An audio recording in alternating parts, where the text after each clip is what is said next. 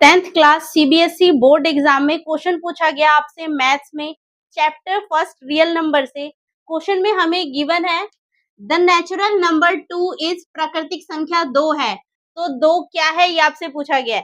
पहला option given है prime number है, बी आपको गिवन है कंपोजिट नंबर है, सी आपको गिवन है prime as well as composite दोनों है, डी में बोला गया है नाइदर प्राइम नॉर कंपोजिट, ना तो भाज्य और ना ही अभाज्य। तो अगर हम बात करें 2 की तो देखो प्राइम नंबर पहले बात करते हैं। प्राइम नंबर कौन से नंबर होते हैं? ऐसे नंबर जिनके सिर्फ 2 फैक्टर होते हैं। तो हैविंग ओनली 2 फैक्टर, और इसमें भी ये 2 फैक्टर कौन से होते हैं? पहला 1 होता है एंड दूसरा कौन सा होता है? इटसेल्फ।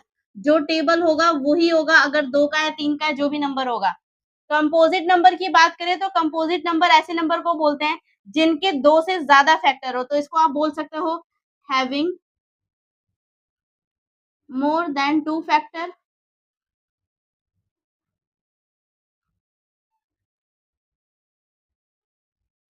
तो 2 के पहले हम फैक्टर चेक करेंगे। तो 2 आप देखोगे किस-किस के टेबल से कट जाएगा, वही उसके फैक्टर कहलाते हैं। तो 2 को अगर हम देखें तो 2 एक तो 1 के टेबल से डिवाइड हो सकता है और 2 के टेबल से डिवाइड हो सकता है। और कोई नंबर है जो 2 को डिवाइड कर सकता है? तो नहीं है। आगे आपके पास कोई नंबर नहीं है। दैट मीन्स ओनली 2 फैक्टर्स है यहाँ पर 2 के, और सिर्फ 2 फैक्टर होंगे जिसमें से एक हमारे पास 1 है और दूसरा फैक्टर इटसेल्फ। इटसेल्फ का मतलब वो नंबर खुद होगा। तो वो नंबर खुद है, तो ऐसे नंबर को हम क्या बोलते हैं? Prime number. तो क्वेश्चन में आपसे यही पूछा गया था। प्राइम नंबर है तो यस ये प्राइम नंबर है।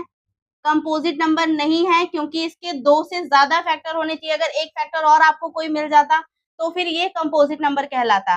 Prime as well as composite, तो कंपोजिट नहीं है तो फिर ये वाला ऑप्शन भी रिजेक्ट हो जाएगा। कहा जा रहा है ना तो प्राइम ना तो कंपोजिट, तो ये भी नहीं हो सकता क्योंकि ये प्राइम नंबर है। तो 2 हमारे पास क्या है? Prime number. Option A right answer हो जाएगा।